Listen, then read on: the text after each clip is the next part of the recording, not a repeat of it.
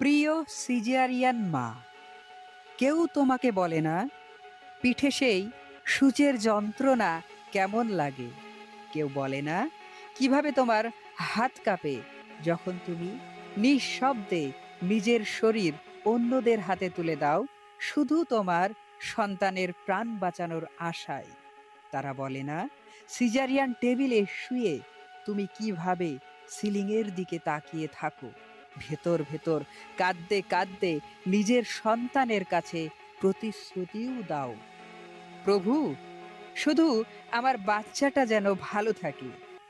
মা, তুমি শুধু একটি শিশুকে জন্ম দাওনি, তুমি জন্ম দিয়েছ সাহসকে, তুমি জন্ম দিয়েছ ভালোবাসার নিঃস্বার্থ প্রতিচ্ছবিকে।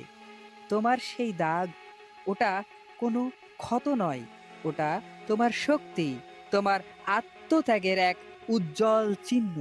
ওটা প্রমাণ তুমি নিজের শরীর পেতে দিয়েছ যেন তোমার সন্তান পৃথিবীর আলো দেখতে পারে। তোমার জন্মের গল্পে কেউ ছোট করে দেখতে চাইলে কখনো ভুলেও নিজেকে ছোট মনে করো না। তুমি যা করেছো তা একটা অলৌকিকতার চেয়েও বেশি কিছু ছিল।